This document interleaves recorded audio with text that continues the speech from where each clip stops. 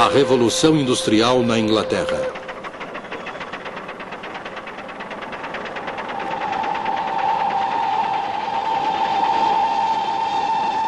Um filme da Enciclopédia Britânica. Versão brasileira, Álamo.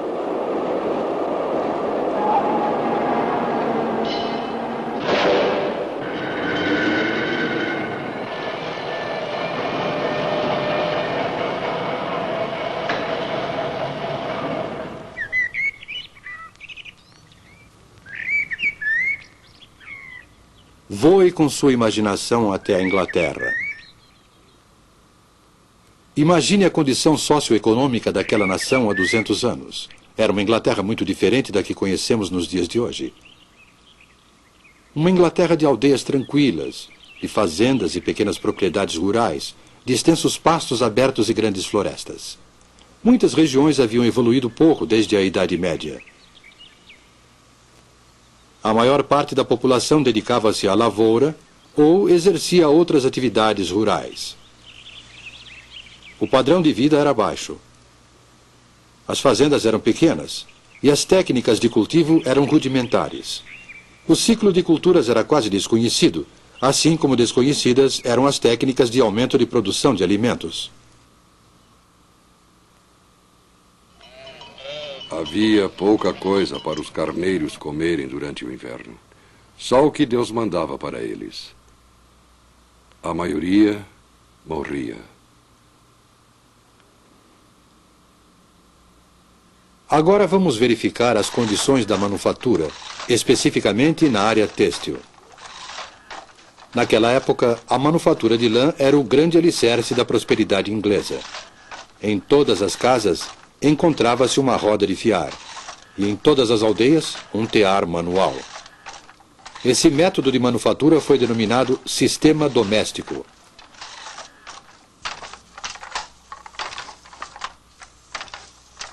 Timóteo. Sim, mestre. Venha cá. Continue esse trabalho, você consegue. Na sociedade inglesa, os mestres tecelões habitavam nas aldeias ou no campo, com todo o conforto, e levavam adiante os negócios com capital próprio. O mestre também executava o trabalho manual, e quase todo o processo de beneficiamento de lã era realizado em sua própria casa. Além do seu tear, o mestre tecelão era proprietário de uma fazenda de 1 a 6 hectares, com alimento para os porcos, aves e algumas vezes para uma vaca. Possuía um barril de cerveja de fermentação caseira, uma roupa de trabalho e outra para os domingos. Tanto os aprendizes quanto os artesãos dormiam e comiam na casa do mestre tecelão.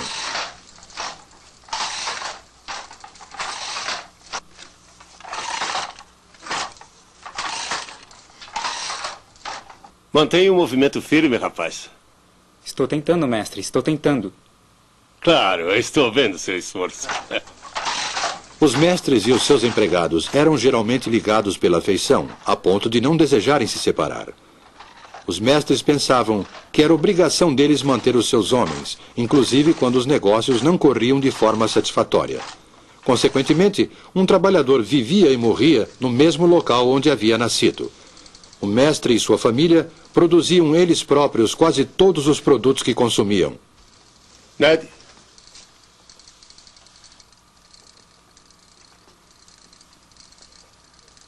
O que você acha? Ah, ele parece um campeão, não é? Eu vou fazer um casaco bem bonito. Ah, você é um menino de sorte. Agora pode ir. Ei, Ned! Valha-me Deus! Eles cultivavam na fazenda os cereais que os alimentavam, manufaturavam o tecido de lã com que se vestiam e satisfaziam as demais necessidades com o produto da venda do tecido por eles manufaturado.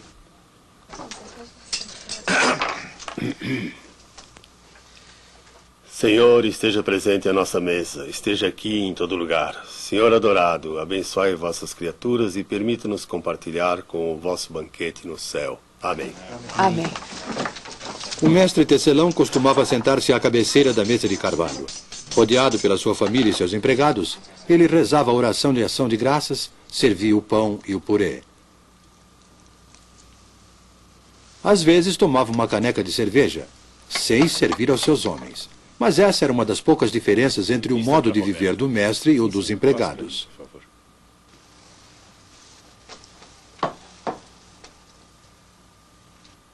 Há muito ainda para você aprender na arte da tecelagem. O pagamento é muito pouco para o aprendiz. Dinheiro não é uma coisa boa no bolso dos jovens. Na realidade, havia um aspecto muito desagradável no relacionamento entre o mestre tecelão e os trabalhadores. Existia, por exemplo, uma lei do governo proibindo aos trabalhadores de fazerem greve para reivindicar aumento salarial. Fizeram uma greve no inverno passado, mas a paralisação cessou por causa da repressão.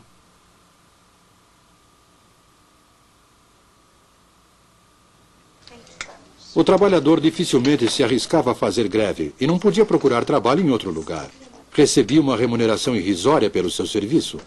Ele ocupava, na verdade, uma posição intermediária entre escravo e homem livre, ou mais precisamente, entre servo e cidadão. Tais eram as condições na indústria têxtil inglesa há 200 anos, apresentadas neste filme de forma concisa. Essas condições variavam conforme o lugar e a época. A Inglaterra não era absolutamente o paraíso terrestre, mas a vida seguia o seu curso tranquilo, geração após geração. E nos 100 anos seguintes, a nação se transformou e o estilo de vida do povo inglês sofreu uma transformação radical.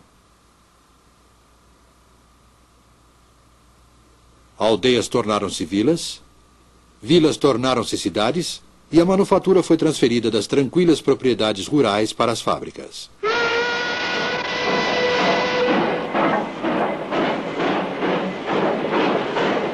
Essa transformação é chamada de Revolução Industrial. Podemos dizer, sem correr o risco de simplificar demais, que 3 tipos de máquinas destruíram o velho mundo e construíram o novo. A primeira foi a máquina de fiação. A segunda, o tear mecânico. E a terceira, o motor a vapor.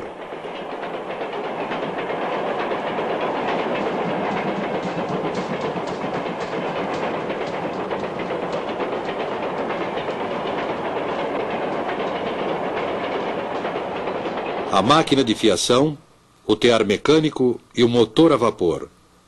3 instrumentos que, juntamente com outras máquinas, transformaram o mundo.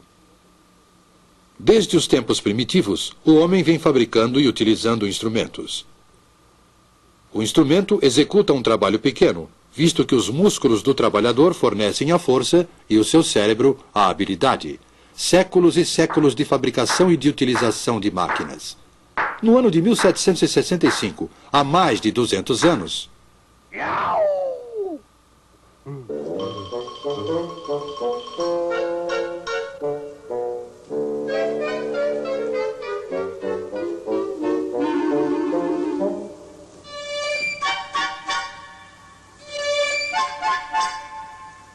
Jenny! Jenny! Eu consegui! James Hargreaves aperfeiçoou a máquina de fiação manual, batizando-a com o nome de sua esposa, Jenny. É a Spinning Jenny, a máquina primitiva de fiar difusos múltiplos. Essa máquina iniciou a revolução na manufatura da lã. A fiação era até então um processo lento, pois só se podia fiar um fio de cada vez. James Hargreaves colocou 8 fusos numa armadura e movia todos eles com uma manivela. Dessa forma, fiava 8 fios simultaneamente. A engenhosidade de Hargreaves lhe angariou o desagrado dos seus companheiros fiandeiros, que temiam perder o trabalho por causa da máquina.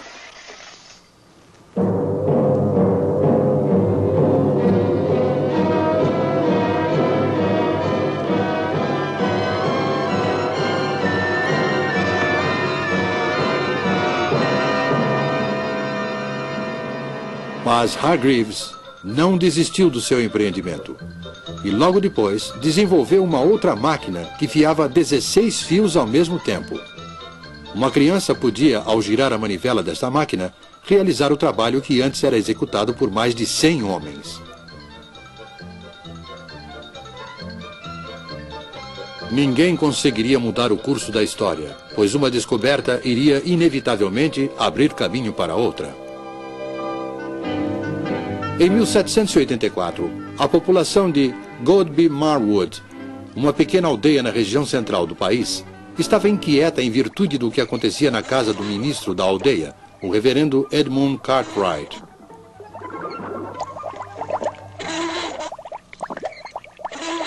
Acontecem coisas muito estranhas ali naquela casa. Parecem coisas do diabo.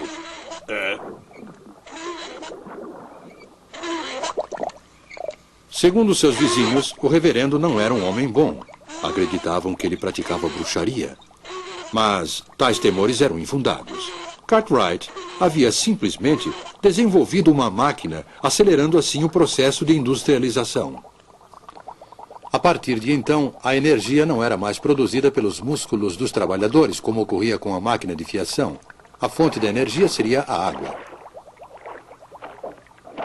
A força da água corrente foi utilizada para movimentar uma máquina de tecer. Estava criado o tear mecânico. O trabalho manual na indústria têxtil foi abandonado, como foi também o velho sistema doméstico de manufatura. O tear mecânico, além de ter um preço elevado para o tecelão comum, era muito grande para ser colocado em casa. Mas, se se pudesse comprar 12 teares e instalá-los num prédio, foi dessa forma que o tear mecânico acelerou o crescimento da indústria e do sistema industrial.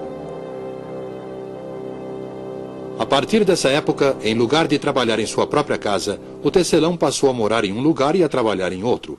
Embora isso seja comum hoje em dia, naquela época houve uma implacável oposição à tirania da sirene da fábrica.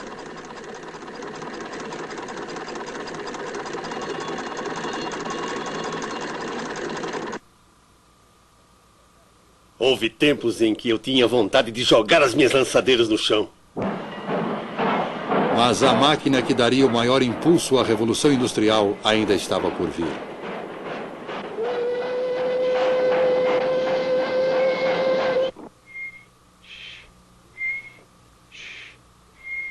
James Watt, quantas vezes já lhe disse para não perder seu tempo?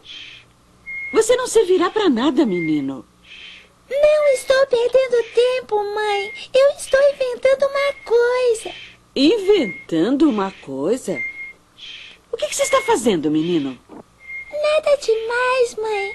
Ainda não tenho certeza, mas acho que é um motor a vapor. A história em torno do jovem Watt e a chaleira de sua mãe não é mais do que uma lenda.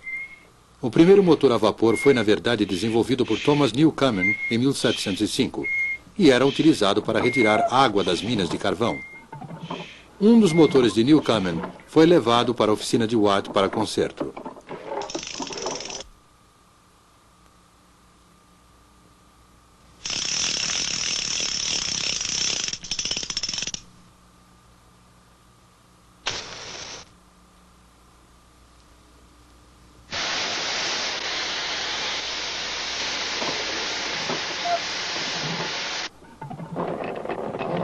James Watt empenhou-se nesse trabalho e, por volta de 1781, aperfeiçoou o motor, convertendo-o em grande fonte de força.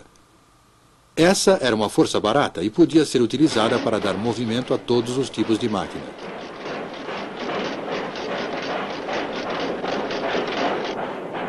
Com o motor a vapor de Watt e com o aperfeiçoamento dos métodos de beneficiamento do ferro e do aço, a Revolução Industrial era um fato consumado. A máquina de fiação e o tear manual foram abandonados. Surgiram as grandes cidades, não de um dia para o outro, mas no curto espaço de 100 anos. No lugar do mestre tecelão, semi-industrial e semi-fazendeiro, apareceu o capitalista, proprietário de muitos teares e empregador de centenas de trabalhadores. Com a Revolução Industrial, a Inglaterra transformou-se na fábrica do mundo no século XIX. Era um período que exigia criatividade e desembaraço. Juntos, empresários e engenheiros criaram uma era na qual a Grã-Bretanha ocupou a supremacia do comércio mundial.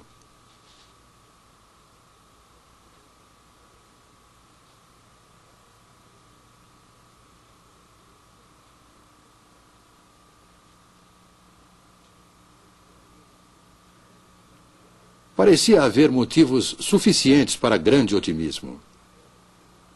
Ser um inglês no início do século XIX significava ter acesso, se fosse um inglês rico, a todas as comodidades e prazeres que o mundo podia oferecer. E a grande massa da população? A maior parte da população caía cada vez mais na indigência e na miséria.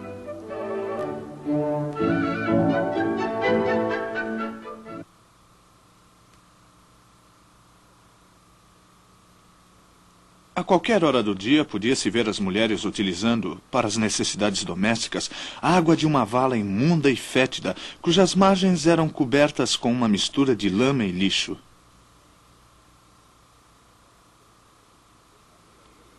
A vida do trabalhador inglês, incluindo mulheres e crianças, era uma luta miserável pela sobrevivência, tendo dois inimigos, o empregador e a máquina. Sim, senhor. Comecei a trabalhar na tecelagem quando tinha 7 anos. Meu horário de trabalho é das 5 da manhã até as 8 da noite.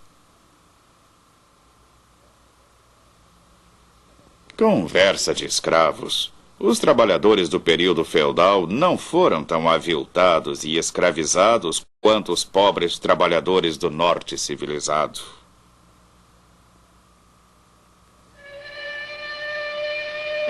Os homens eram empregados nas minas de carvão para o serviço de escavação. Seus instrumentos de trabalho eram as picaretas e as pás. As mulheres e também as crianças eram encarregadas de arrastar a carga do carvão bruto de uma extremidade à outra através dos túneis subterrâneos.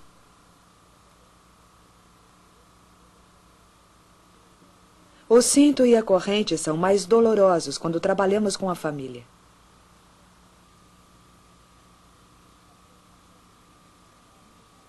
É comum as mulheres largarem a carga e caírem da escada.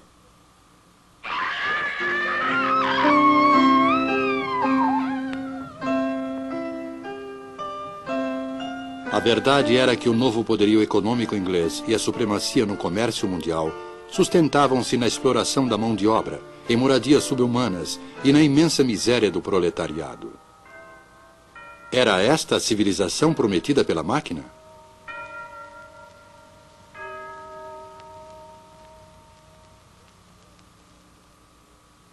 Observo com prazer que a classe operária inglesa está conscientizada de sua exploração e que ela odeia aqueles que a exploram. Há uma diferença no comportamento dos trabalhadores. Alguns deles mal nos cumprimentam.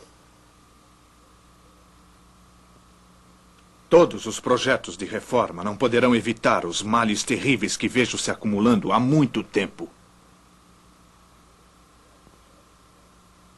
Meus empregados pobres? Não os contratei de acordo com as normas do mercado? Não lhes pago, inclusive, até os centavos de seus salários? Segundo o Dr. Arnold, o problema social era dramático e a Inglaterra seria fatalmente tragada por uma revolução civil sangrenta.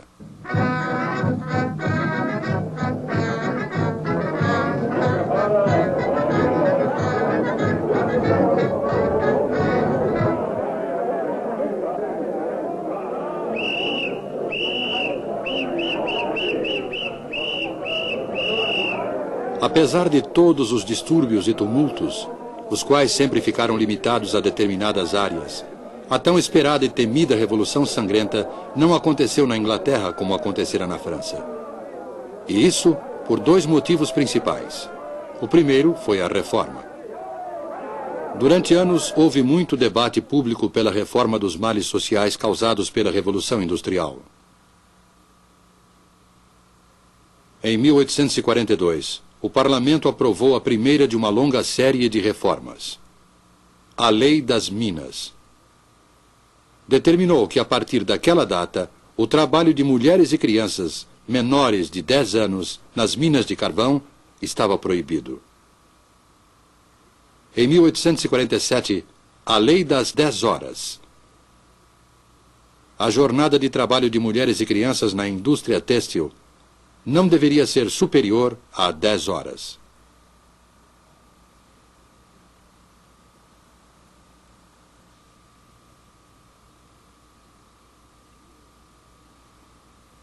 E em 1875, os sindicatos, que até aquela data tinham seus poderes de negociação limitados por lei, ganharam proteção legal. A partir de então, o operário tinha o amparo legal para se reunir com seus companheiros em defesa de melhores condições de trabalho, redução da jornada e aumento salarial. A produtividade foi o outro motivo. Assim como a reforma, ela evitou que os problemas sociais da industrialização causassem uma revolução civil. Na época do trabalho manual, antes do advento das máquinas, a produção de um sapato exigia aproximadamente 18 horas de trabalho, pois um único artesão executava todas as etapas de produção. O artesão sentia-se gratificado pelo seu talento. Mas, para sobreviver, era obrigado a trabalhar muito para compensar sua baixa produtividade, que era inevitavelmente baixa, dado que ele só podia executar uma única operação por vez.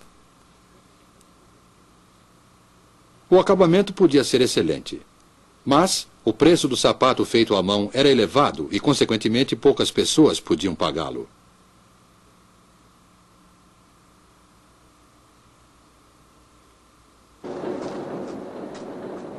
Com o advento da máquina, a produtividade dos trabalhadores cresceu espantosamente. Implementou-se a divisão do trabalho. Do beneficiamento do couro até o produto acabado, cada operário executava somente uma operação, repetindo-a várias vezes. Desde que o couro estivesse beneficiado, um sapato podia ser produzido em menos de 20 minutos, ao invés de 18 horas exigidas pelo método artesanal.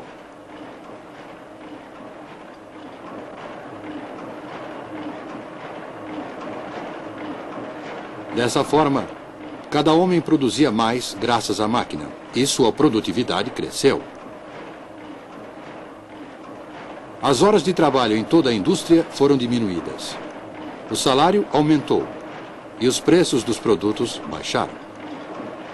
Assim, o operário podia comprar o seu próprio produto. Mais pessoas podiam se beneficiar da crescente riqueza do país. Essa foi a promessa da máquina e da Revolução Industrial. É verdade que essa promessa ainda não se cumpriu inteiramente. Mesmo assim, é uma promessa de benefícios materiais para todos.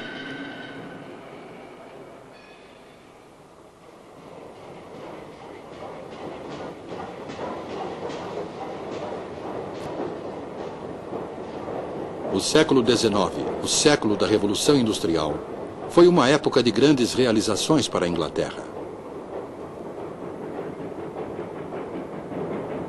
Uma nação de economia agrícola, com uma grande manufatura de lã, transformou-se em uma nação industrial, de engenheiros, de minas de carvão, de empresas siderúrgicas e de fábricas.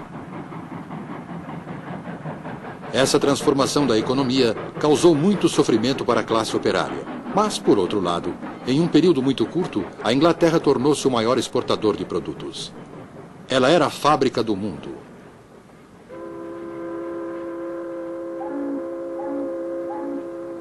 Além de exportar locomotivas, motores a vapor, têxteis e outros produtos acabados, talvez o que mais a Inglaterra exportou foi a industrialização. Dessa ilha separada da Europa pelo oceano, a Revolução Industrial se espalhou, levando para o mundo os grandes problemas, assim como os benefícios materiais da moderna civilização industrial.